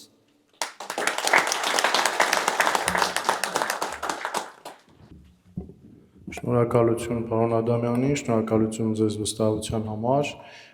Մի համառոտ բան եմ ուզում ասել, մի քիչ թվերի հետ կապված դրա համար թղթից կօգտվեմ։ Ուրեմն մեր կուսակցության շարքերը արդեն գերազանցում է 500-ի թիվը, 500 հոգի ավելիով, սակայն անդամավճարների քանակը ընկերներ, գիտեք, նմանատիպ քաղաքական ուժի համար խիստ կարևոր է, դա 80-ից մի քիչ ավել է, այսինքն 80+ մարդիկ են անդամավճարները վճարում։ Նվիրատվություն արածների քանակը հասնում է մոտ 3 տասնյակի, Եվ ցանկանում եմ իհարկե շնորհակալություն հայտնել բոլոր աջակցող, օժանդակող թե նվիրատուներին, թե անդամավճարները վճարող մեր համակուսակից ընկերներին։ Սրանով իսկ ձեր ուշադրությունը ուզում եմ սևեռել մեզ մեկնած սակավաթիվ ձեռքերի ուղղությամբ, դրա կարիքը կա եւ առաջիկա շրջանում հատկապես լինելու է, այս հանգամանքը պետք է ուշադրության կենտրոնում պահել, բայց որպեսզի գույները մռայլ չլինեն, առիթն օգտագործելով իհարկե կոչ եմ անում մեր կանոնադրության համապատասխան կատարել անդամավճարները եւ հնարավորության պարագայում իրականացնել նվիրատվություններ։ Բաց եւ թափանցիկ այս ամեն ինչը գիտեք որքան կարեւոր է։ Կարգը ընկերներ բոլորիդ տրվել է, բուկլետի հետ այսպիսի թերթիկ կա ձեզ մոտ, նշված է այս թռուցիկի վրա, այս հատվածում բոլոր անհրաժեշտ տեղեկությունները կան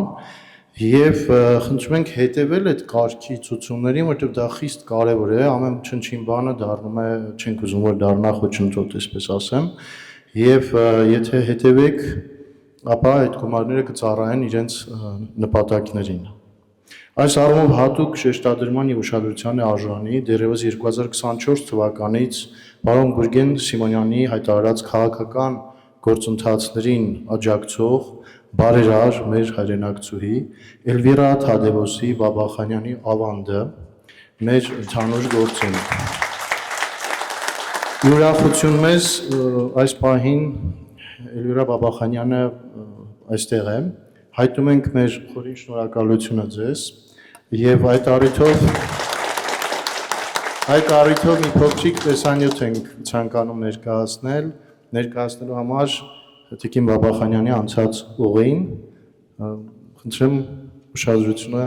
դեպի էկրանները եւ լույսը եթե Էլվիրա Բաբախանյանն իր բարձրագույն կրթությունը ստացել է Ամերիկայի Միացյալ Նահանգներում։ 2009 թվականին նա ավարտել է Լոս Անջելեսի Կալիֆոռնիայի համալսարանը կամ UCLA-ը, ստանալով կենսաբանության բակալավրի աստիճան։ Շարունակելով կրթությունը 2016-ին նա արժանացել է գիտությունների մագիստրոսի կոչման Բոստոնի հյուսիսարևելյան համալսարանում, մասնագիտանալով ԱՄՆ սննդի եւ դեղերի վարչության կամ FDA-ի կարգավորիչ հարցերում։ Այսօր նա շարունակում է կատարելագործվել, մասնակցելով Հարվարդի բժշկական դպրոցի հատուկ ծրագրին, որն ուսումնասիրում է արհեստական բանականության կիրառությունը առողջապահության համակարգի փոխակերպման մեջ։ Այս ծրագիրը նախատեսված է ավարտել 2026 թվականի հուլիսին։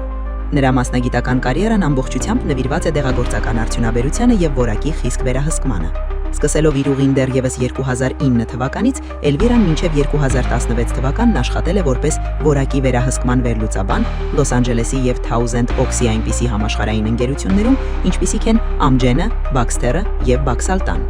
2016-ից 2018 թվականներին նա զբաղեցրել է որակի վերահսկման ղեկավարի պաշտոնը Shire ընկերությունում, որտեղ զգալիորեն բարելավել է լաբորատոր գործընթացները։ Իսկ արդեն 2019 թվականի հունվարից նրա աշխատանքային ուղին շարունակվել է Takeda դեղագործական կորպորացիայում։ Այստեղ նա անցել է տպավորիչ վերելք, լինելով կենսաքիմիայի վերահսկիչ, այնուհետև մենեջեր եւ ղեկավարելով բազմաթիվ գլոբալ նախագծեր։ 2022 թվականից Էլվիրա Բաբախանյանն ստանձնել է լաբորատոր աջակցության ավագ մենեջերի դերը։ Ստեղծելով որակի վերահսկման նոր թիմ, նրան հաջողվել է ընդամենը 3 ամսում 100%-ով կրճատել լաբորատոր հետաքննությունների քանակը։ Իսկ 2025 թվականի դեկտեմբերից առ այսօր նա զբաղեցնում է Takeda-ի որակի ապահովման ռոտացիոն ավագ մենեջերի պաշտոնը։ Որպես նորարար եւ արդյունքի միտված առաջնորդ, նա ակտիվ մասնակցություն ունի դեղագործության մեջ թվային եւ ժամանակակից անվտանգության համակարգերի ներդրման գործում։ Անձնական կյանքում ունի 1 զավակ։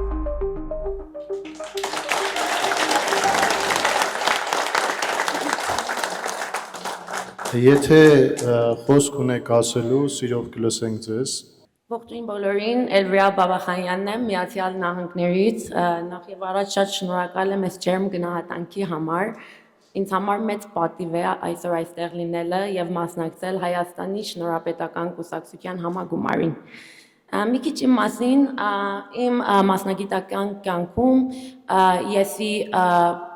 աշխատում եմ որպեսի դեղագործական ընկերության ավագ մենեջեր, ասենք quality բաժնում ավագ մենեջեր եւ այնտեղ աշխատանքը ինձ սովորեցրել է ինչպես ազնիվության, կարգապահության, նվիրվածության նպատակները եւ այդ սրանք ոչ թե միայն իմ աշխատանքում, այլ անձնական կյանքում մեծ արժեքներ են, որը ես նույն արժեքները տեսնելով Հայաստանի Շնորհապետական կուսակցության մեջ իմ որոշումը կատարել եմ, որպեսզի աջակցեմ այս կուսակցությանը հանուն մեր Հայաստանի, ապագա Հայաստանի համար։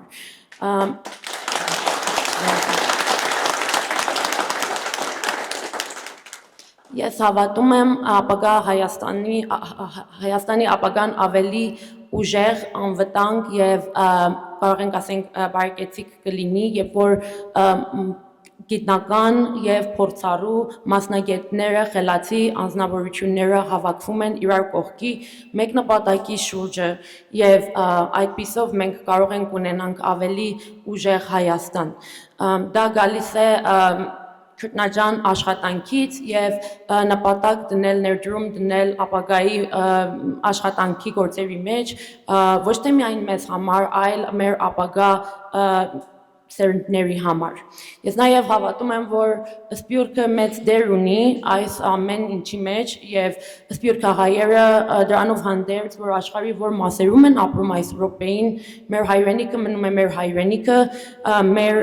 ինքնաիշխանությունը, մեր կայությունը եւ մենք դրանով պարտական ենք եւ սա մեր պարտականությունն է։ Դրա համար էլ ես հավատում եմ, որ Սփյուռքը պիտի ուժեղ համագործակցի Հայաստանի ժողովրդի հետ ամեն ձևով, ամեն կերպով, որովհետև Սփյուռքը ունի նաև իր ուժը միջազգային կապերով, իր փորձառություններով, իր գիտությունով, ոչ թե միայն ֆինանսական ձևով, այլ օտար ձևով, որը կարող է կանգնի այսօր Հայաստանի կողքին եւ օգնի, որպեսզի մենք միասին ձեռք-ձեռքի տալով, մեկ խոսք լինելով, մեկ ուժով, մեկ նպատակով սարքենք այն ուժեղ Հայաստանը մեր երեխաների համար եւ մեր ապագա սերունդների համար։ Աջակցել Շնորհապետական կուսակցությանը նշանակում է աջակցել մեր ապագա Հայաստանին, որպեսզի մենք ունենանք ավելի ուժեղ եւ հզոր Հայաստան, կայուն Հայաստան, մեծ հնարավորություններով, առիթներով, զարգանալով եւ հպարտ լինենք որպես ծնողներ այսօր ինչ Հայաստան ենք սարքում ապագայում մեր զավակների համար եւ մեր ապագա սերունդի համար։ Այսքանով ես կվերջացնեմ իմ խոսքս եւ նորեն ուզում եմ շնորհակալությունս հայտնեմ այս պատիվի համար, այս առիթի համար եւ հույս ունեմ, որ ապագայում Սփյուռքը եւ մեր հայրենակիցները միասին աշխատելով կհասնենք մեր նպատակին։ Շատ շնորհակալ եմ։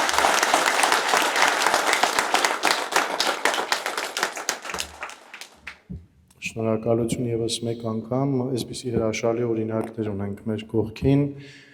եւ համոզված եմ, որ այս հարցը կլուծենք միասնաբար, որովհետեւ առջևում մնացել են հաշված ամիսներ, իսկ գիտեք ամեն մի նախաձեռնություն, սկսած բարձունակ բուկլետների տպագրությունից պահանջում է միջոցներ։ Հիմա ցանկանում եմ հայտարարել Հայաստանի Շնորհապետական կուսակցության վերահսկողություն իրականացնող մարմնի գործող էթիկայի հանձնաժողովի դադարեցման եւ էթիկայի հանձնաժողովի անդամների ընտրության մասին, դրա համար կրկին հրավիրում եմ ձեր ուշադրությունը էկրաններին, տեսնենք նաեւ պատվարժան այս մարդկանց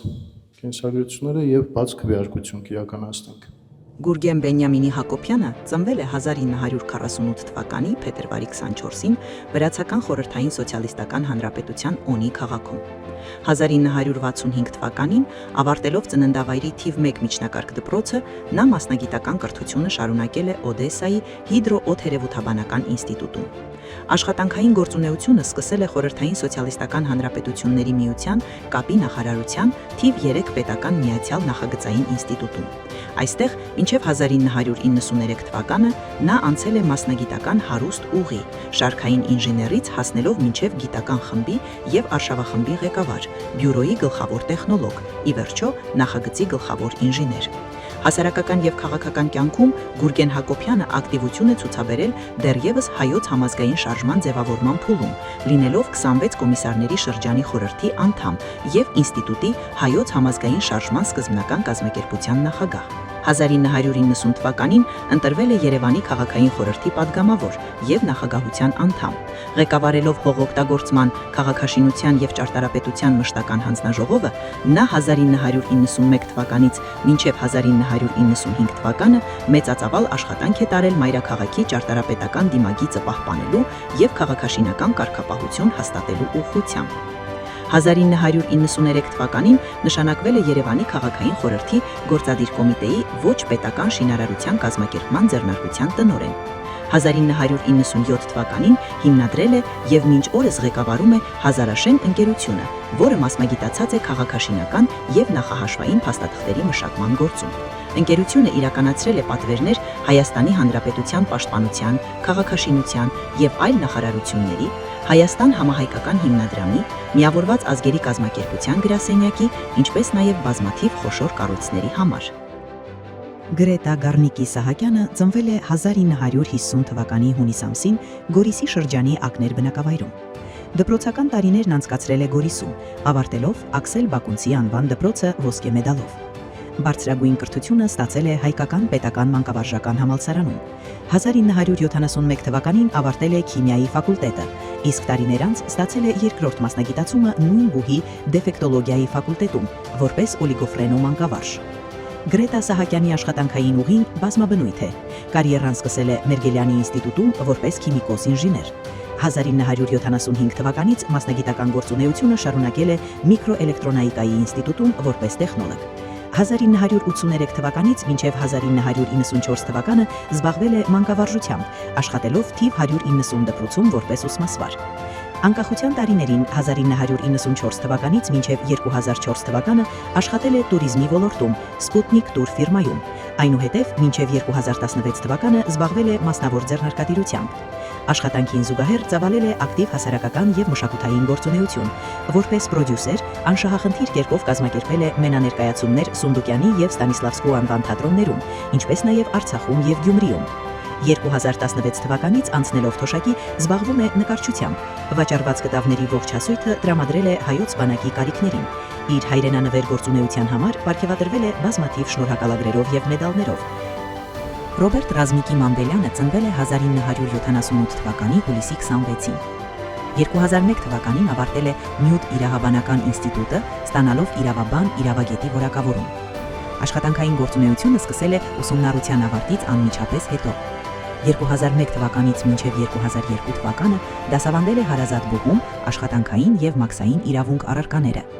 2002 թվականի նոյեմբերից անցել է հանրային ծառայության Երևանի Ավանի թաղապետարանում։ Այնտեղ 5 տարի շարունակ զբաղեցրել է տարբեր առանցքային պաշտոններ, այդ թվում եղել է ֆինանսական եւ իրավաբանական բաժինների գլխավոր մասնագետ։ 2007 թվականից Ռոբերտ Մամբելյանը տեղափոխվել է մասնավոր հատված։ Աշխատել է որպես գլխավոր իրավաբան EGA ընկերությունում, ինչպես նաև իրավախորհրդատու Vallex Group-ում։ Զուգահեռաբար 2008 թվականին դասավանդել է Եվրասիա միջազգային համալսարանի մագիստրատուրայում, փոխանցելով պայմանագրեր կազմելու հմտություններ։ 2009 թվականին ստացել է փաստաբանական գործունեության թիվ 925 անժամկետ արտոնագիրը։ 2010 թվականից մինչև 2013 թվականը ղեկավարել է Ֆորսետի եւ Ալֆա Յունիոն ընկերությունների իրավաբանական բաժինները։ Մասնագիտական կարիերայի զգալի մասը նվիրել է հեռահաղորդակցության ոլորտին։ 2013 թվականի փետրվարից ավելի քան 7 տարի աշխատել է Ucom ընկերությունում որպես իրավաբան։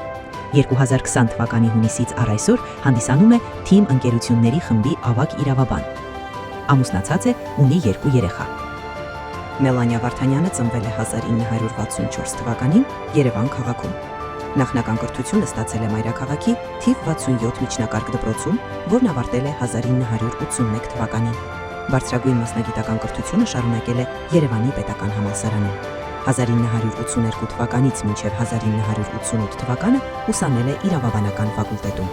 Աշխատանքային գործունեությունը սկսել է դպրոցն ավարտելուն պես։ 1981 թվականից աշխատել է էլեկտրատեխնիկական գործարանում։ 1985 թվականից մասնագիտական ուղին շարունակել է Հայքի մեքենա արտադրական միավորումում որպես իրավաբան։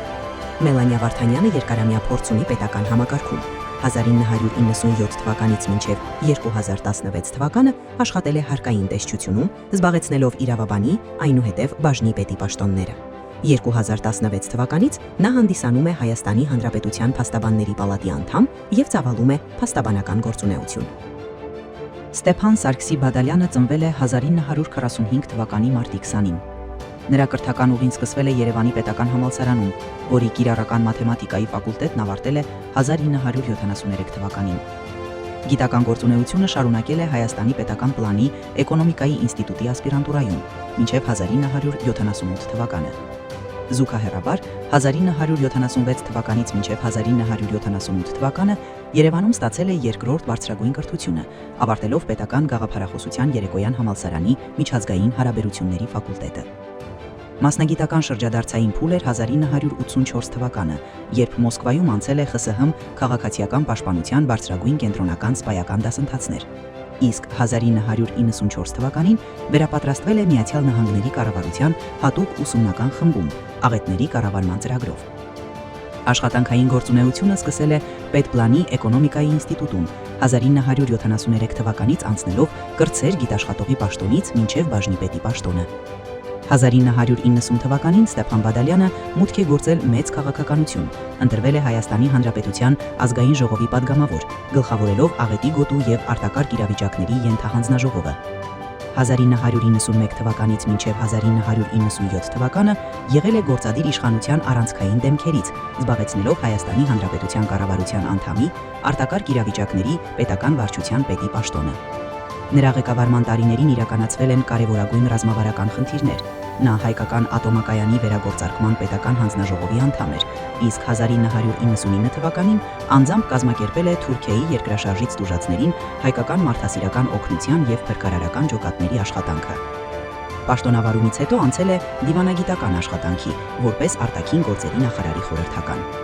Ստեփան Բադալյանը մեծ ներդրում ունի միջազգային անվտանգության ոլորտում։ 1997 թվականից ղեկավարում է խոշոր ռիսկերի կառավարման եվրոպական կենտրոնը։ 2011 թվականից մինչև 2013 թվականը եղել է Եվրոպայի խորհրդի Եվուր-ՕՊԱ համաձայնագրի մշտական ներկայացուցիչների կոմիտեի փոխնախագահը։ Նա նաև ակտիվ գործունեություն է ծավալել Կոսովոյում, 2000 թվականին այնտեղ հիմնելով քաղաքացիական պաշտպանության դպրոց։ Ակտիվ է նաև հասարակական եւ կրթական դաշտում, ղեկավարում է Հայաստան-Չեխիա ընկերությունը եւ մշակում ուսումնական ծրագրեր դպրոցականների համար։ Տիրապետում է հայերեն, ռուսերեն, անգլերեն եւ չեխերեն լեզուներին։ Ամուսնացած է, ունի 2 երեխա։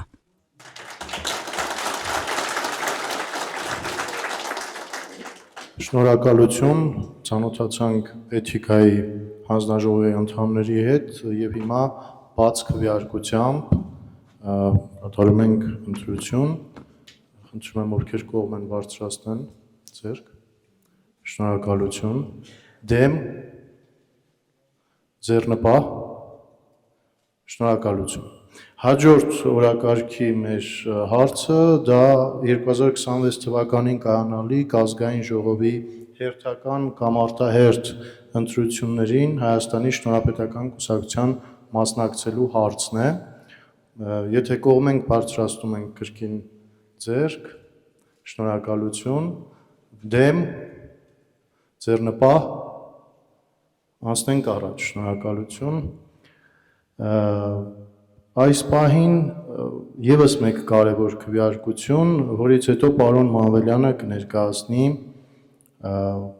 3 տասնյակ падգամավորների թեկնածուների ցանկը։ Առաջարկում եմ քվեարկենք 2026 թվականին կայանալիք ազգային ժողովի արտահերթ կամ հերթական ընտրություններին Հայաստանի Շնորհապետական կուսակցության վարչապետի թեկնածու Գուրգեն Սիմոնյանին առաջադրելու հարցը եւ ընտրելու հարցը։ Ծափահարությունների համար շնորհակալություն։ Կարգը պիտի պահենք։ Շնորհակալություն։ Դեմ ձեռնպահ հրաշալի է։ Այդ դեպքում պարոն Մանվելյան, համեցեք մի քիչ էլ դուք ներկայացրեք։ Շնորհակալություն։ Այժմ կներկայացնեմ նախընտրական ցուցակ ասվածը, օրենսդրական պահանջը առաջի 3 տասնյակ падգամավորների թեկնածուների ցուցակը պետք է հրապարակեմ։ Հայաստանի Հանրապետության Շնորհապետական կուսակցության падգամավորի թեկնածուներ են, առաջի 3 անձինք են Գուրգեն Էդմոնի Սիմոնյանը,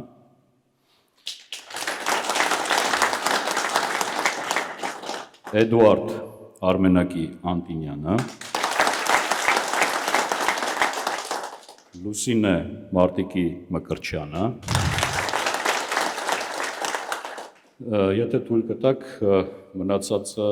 արագ ուղղակի ընթերցեմ եւ անցնենք առաջ։ Չորրորդը Արտակ Դերենիկի Փայտյան, Արկադի Ավանի Մերաբյան, Նելի Ավետիսյան, Հայկ Կիրակոսյան, Արարատ Մելիքյան, Գրետա Սահակյան, Մելանիա Վարդանյան, Գևորգ Արզումանյան, Ավակ Ադամյան, Մարնե Ավակյան, Կարեն Մելյան, Աշոտ Հովանիսյան, Մարինե Հարությունյան, Գրիգոր Մոսիսյան, Տարոն Հովանիսյան, Աննա Կարապետյան, Արարատ Ստեփանյան, Սիփան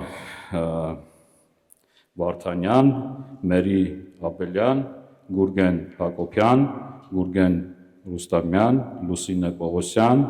Նորայր Գազազյան, Կարեն Նահապետյան,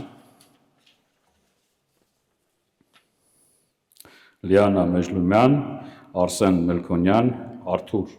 Հովակիմյան, Շաքե Ղազարյան, Էվելինա Սետրակյան։ Առաջը մարտիկներն են։ Այժմ որպես շարունակություն նաև ցանկանում եմ ասեմ, որ տվյալ անձանց կողմ պետք է քվեարկենք կամ խոսքով սա եւս պետք է անցնի մեր օրակարգով եւ քվեարկությամբ պետք է անցնի։ Ով է կողմ, որպեսզի այս անձինք Հայաստանի Շնորհապետական Կուսակցության անունից դառնան ազգային ժողովի պատգամավոր։ Դեմ ձեռնպահ չկա։ Կար։ Մեկ ձեռնպահ, խնդրում եմ Բաշխության հանձնաժողովի անդամները արձանագրեն։ Հաջորդ հարցը դա առաջի 3 տասնյակը հասկացանք, նաև կան այլ ցուցակում այլ մարդիկ, որոնց կազմելու լիազորությունը համագումարը պետք է լիազորի քաղաքական խորհրդին եւ կուսակցության ղեկավարին, որպեսզի կազմի ով է կողմ, որպեսզի 2026 թվականի կայանալիք ազգային ժողովի հերթական կամ արտահերթ ընտրությունները Հայաստանի Շնորհապետական Կուսակցության մասնակցելու դեպքում վարչապետի թեկնածուի եւ քաղաքական խորհրդի թեկնածուին եւ քաղաքական խորհրդին ազգային ժողովի պատգամավորության թեկնածուների ցուցակը կազմելու լիազորելու հարցը, այսինքն ով է կողմ, որպեսզի կուսակցության ղեկավարը կազմի այդ ցուցակները։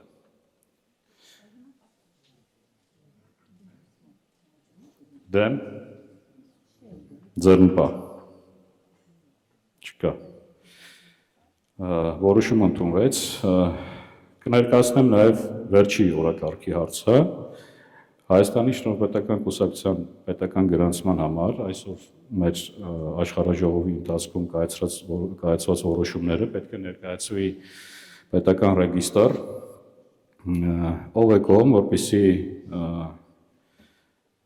պետական ռեգիստր ներկայացնեն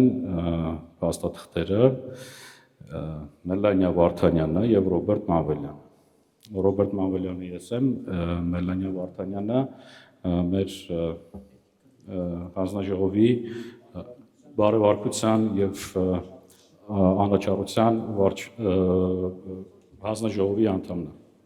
Ով է կողմ։ Պարոն Սիմոնյանը անգիր գիտի։ Դեմ ձեռնպահ չկա, որոշում ընդունվեց։ Այսպիսով սպառեցինք մեր օրակարգի հարցերը։ Պարոն Կիրակոսյանին եմ փոխանցում խոսքը։ Շնորհակալություն, պարոն Մանվելյան, շնորհավոր ենք պարոն Գուրգեն Սիմոնյանին, վարչապետի թեկնածու ընտրվելու համար, ինչպես նաև 30 հոգուն, ովքեր որպես թեկնածուներ են ազգային ժողովի պատգամավորության։ Դուք տեսնում եք, որ սելը տեղից շարժվել է եւ մեր կուսակցությունը երիտասարդ լինելով բավական լուրջ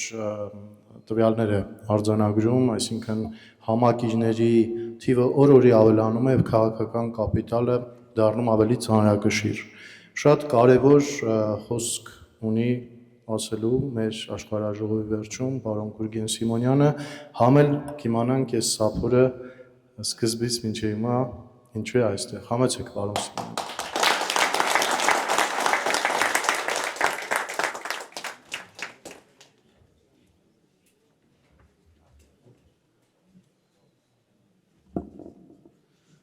Հայաստանի Շնորհապետական կուսակցության հարգելի աշխարհաժողովի պատվիրակներ։ Շատ ուրախ եմ այսօր բոլորիդ տեսնել։ Ես իրականում շատ կարևոր եմ համարում, որ ընթացակարգի առումով մենք կարողանում ենք օր-օրի բարելավել մեր գիտելիքները։ Տեսնում եք, ինչքան դժվարությամբ նոր քաղաքական մշակույթ է որդեգրվում, ինչքան ենք մենք աշխատում մեզ վրա, որ կարողանանք թե խոսքի մշակույթի առումով, թե ընթացակարգի առումով կարողանանք պահպանել Հայաստանի Հանրապետության օրենքը այս պահին, որոշ վերապահումներ ունենալով նաև օրենքի օբյեկտիվության առումով, այնուամենայնիվ օրենքը այդպիսին է, պետք է պահպանենք օրենքը եւ ընթանանք այդպես, եւ այս կարեւորագույն առաքելությունը, որ մենք վերցրել ենք եւ լիազորվում ենք հայ ժողովրդի կողմից, որ առաջադրենք մեր մոտեցումները Հայաստանի Շնորհապետական կուսակցության, կարծում եմ եւ պարտավորեցնող է եւ խիստ կարևոր առաքելություն եւ բեռ է, ինչու ոչ բոլորիս համար։ Միջև խոսքի հիմնական մասին անցնելը ես ուզում եմ մի հետաքրքիր նորարարության մասին խոսել, այսպես ասած, որը Հայաստանի Հանրապետության տարբեր բնակավայրեր այցելելուց մենք դա կարողացանք հասկանալ, մի սափոր ենք վերցրել, որտեղ առջևի մասում դաջված է Շնորհապետական կուսակցության զինանշանը, իսկ հետևը գրված է հավաքում ենք մեր հողերը, շատ հոգեցունց եւ բազմանշանակ գաղափար ունի իր մեջ ներառած, ամփոփած, ամեն մեկը իր յուրովի կերպով կարող է հասկանալ, կոչ ենք արել, որ Հայաստանի Հանրապետության բոլոր բնակավայրերից եւ ինչու ոչ հայ ժողովրդի համար հոգեհարազատ բոլոր բնակավայրերից անբարվեն աղի նման մի պտղունց հող, այնուհետև այդ հողը, որը կշաղախվի ինքնին սափորի մեջ, կդառնա հումուս, պարարտանյութ եւ հող սոսի ծառի համար, սոսի ենք ընտրել, որտեղ սոսենին երկարակյաց է, 2000 տարի կարա այդ ծառը ապրի, որ տնկենք Հայաստանի Հանրապետություն մի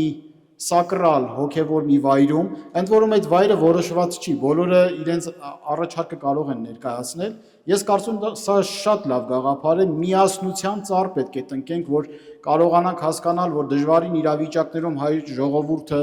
մռայլ գիշերները հաղթահարել եւ ճեղքել է միայն միասնության շնորհիվ, որտեղ միասնությունը այն ճանապարհը լուսավորող աստղն է, որը ճանապարհը մեզ ցույց է տվել միշտ։ Իմ ձեռքին հիմա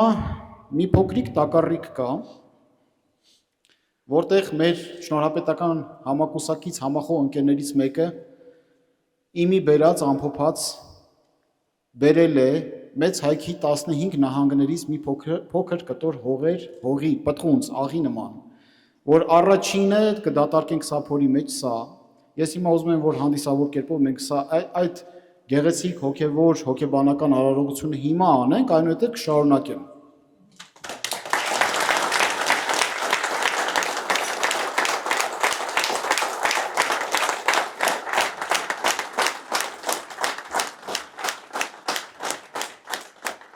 Գիտեք, յուրաքանչյուր պետություն,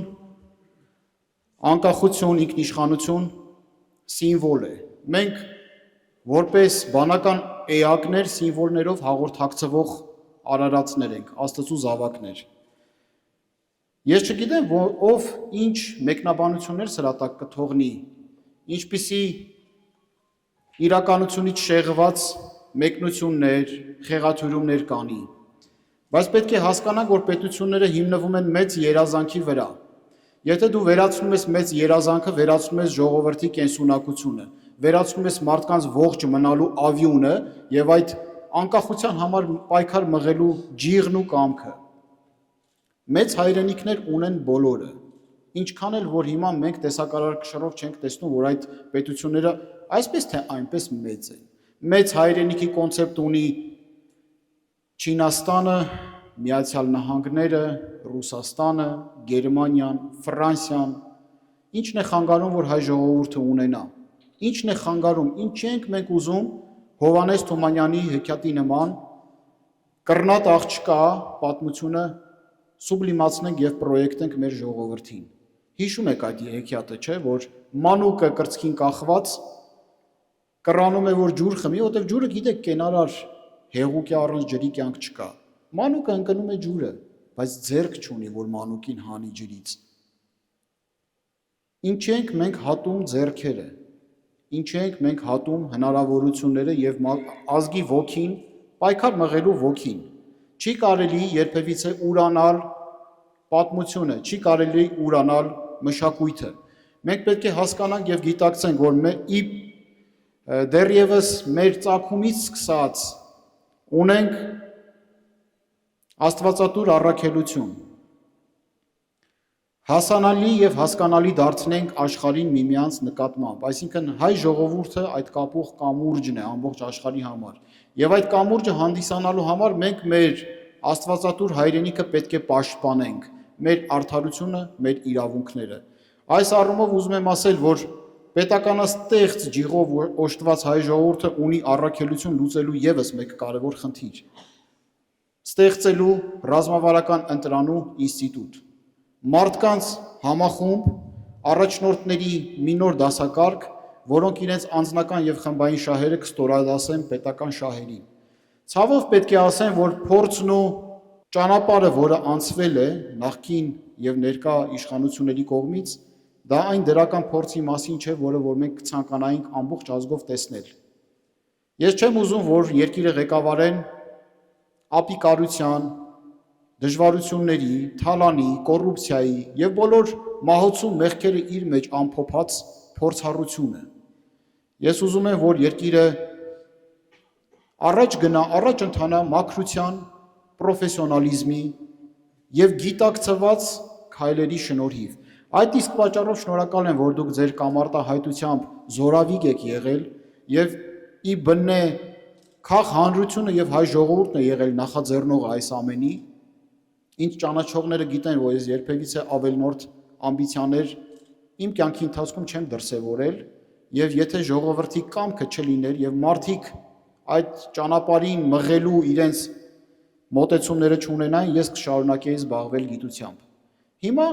այս առաքելությունն եւ պատիվը բաժին է հասել վստահությունը եւ ես որպես մարտնչող հայի տեսակ տանելու եմ առաջ եւ պայքարելու ենք հանուն մեր ինքնիշխանության, մեր Հայաստանի Հանրապետության եւ հայ ժողովրդի հավաքական առումով, որտեղ հայ ժողովուրդը զատել Սփյուռքից դա նշանակում է նույն կռնատ աղջկա պատմությունը։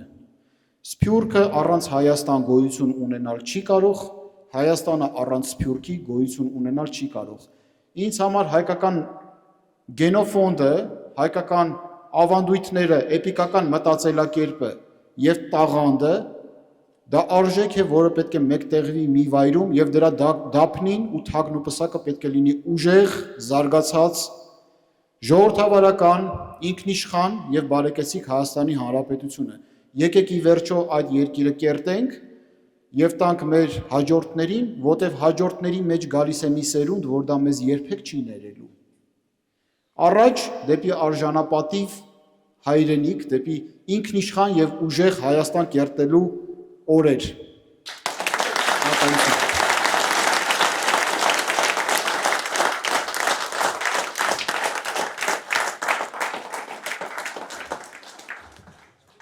Շնորհակալություն, պարոն Սիմոնյան։ Հարց ու պատասխանի ֆորմատ նախատեսենք ժամանակի մեջ, եթե տեղավորվում ենք, կարծում եմ կարելի է մի 5 հարց նախատեսել, որովհետև ժամային առումով էլ ունենք հարցեր, ընկերներ։ Բոլոր պատասխանները դրված են, կարծես թե։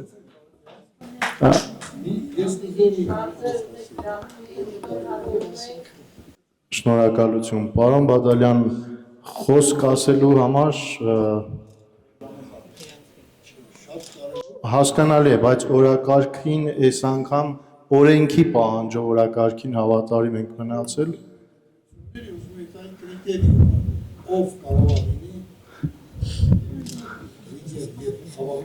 Եկեք մենք դրսում կմոտենանք եւ կլսենք ձեզ, չխախտենք կարգը։ Շատ լավ,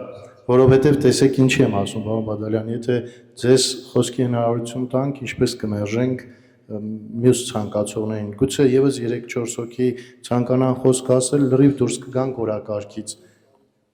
Չէ, դե էլի տարիքով ընկերներ կան, ավակ ընկերներ։ Լավ,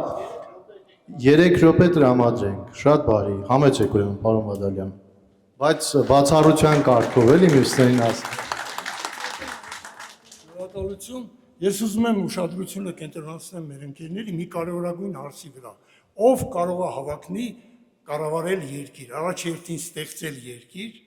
Պարոն Սիմոնյանը բազմաթիվ անգամ ասել է,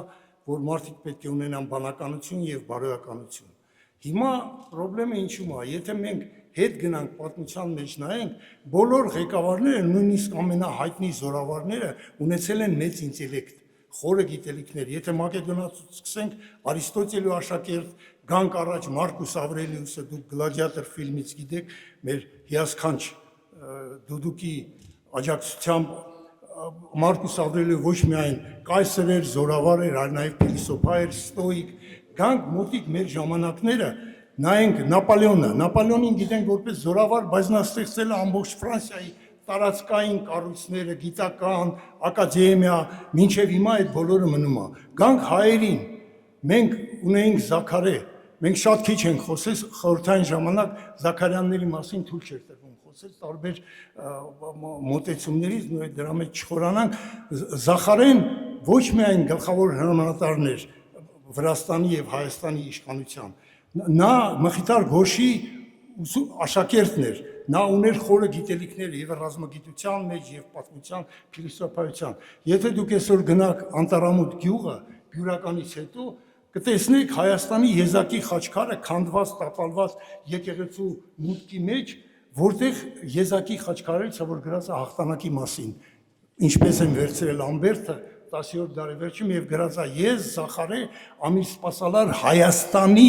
եւ Վրաստանի, չնայած նա վրաց հայկական պետության ամիր սպասալարներ, բայց նա ընդգծում էր դա։ Լորիս Մելիքովը, որը եղել է փաստորեն կառավարիչը երկրորդ դեմքը Ռուսաստան, գիտեր 7 լեզու, ավարտել էր եւ Լազարյան մեր լրիվ չէր ավարտել համալսարանը Մոսկվա եւ ռազմական եւ այլ, մահանալուց առաջ լինելով այդպիսի կարևոր դեմք Ռուսաստան, նա պատգամեց ընկերներին, որ իր զավակներին մինչև վերջ տանեն որպես հայ։ Եվ նա ուներ էլի խորը գիտելիքներ։ Հիմա այսօր շատ մարդիկ կան, որոնք ասում են, որ մենք ունենք ռազմական գիտելիքներ, մենք ունենք ոգի եւ այլ, այդ բոլորը լավ է, բայց եթե մենք համակարգային չզարգացնենք նպատակային համալիր ծրագրերով այս երկիրը, ասում են ավտոբուսի տոմսը անվճար կլինի կամ թոշակները կավեր, այդ բոլորը լավ է, բայց այդ բոլորը հետևանք է համակարգորեն զարգացած երկրի նպատակային ծրագրերի հիման վրա։ Եթե չկա, մենք պետք է ունենանք գլխավոր նպատակը եւ ունենանք առաջին, երկրորդ, երրորդ շերտերի նպատակները, խնդիրները, միջոցառումները, ռեսուրսները, որը կբերեն դրան։ Եվ եթե այսօր թվում է դժվար հասանելի այդ մեր գլխավոր նպատակը, մենք պետք է ամենայն դեպս անենք այնպես, որ մյուս նպատակները, որոնք այսօր հասանելի են, չբացառեն հասնելու հետո ժամանակին, եթե կլինեն համապատասխան պայմաններ, գլխավոր նպատակին։ Պետք է ինտելեկտ, հասկանում եք ընկերներ։ Եթե չկա ինտելեկտ, ինչքան ուզում է ժողովրդին խոստանակ թոշակները կամ ավտոբուսի տոմսերը եւ այլ, մենք չենք հասնի դրան, դա հետևանք է։ Գլխավորը խորը գիտական հիմքերի վրա զարգացող երկիրը։ Իսկ դա կարող են անել մարդիկ, որոնք ունեն խորը գիտելիքներ, ունեն բանիմացություն եւ իհարկե բարոյականություն, որի մասին պարոն Սիմոնյանը ասեց, որ չպետք է հակասեն անձնական եւ խմբային շահերը, ասեց պետական շահերին, ես կուզեի ավելացնել ազգային շահերին եւ պետական շահերին։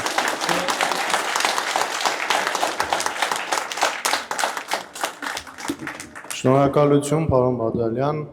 Ընկերներ, ամփոփելով մեր այսօրվա աշխարհաժողովը, եւս մեկ անգամ ասենք, որ այն հատվածները մեր հայրենիքի, որտեղ մեր ձեռքը չի հասնի եւ կարող եք մի բուռ, կես բուռ հող հավաքել եւ ուղարկել, որպեսզի ծարթունքելու համար անհրաժեշտ հողը հավաքվի, սպասում ենք։ Եվ ինչպես պարոն Սիմոնյանը նշեց, մեր մտածողության կարևոր հիմնասյուներից մեկի էպիկական մտածողության մասին ավարտելով ուզում եմ էպոսի բանաձևը ասել, հացն ու գինին տեր կենթանին, Բոլորիս հաղթական ընթացք։ Շնորհակալություն։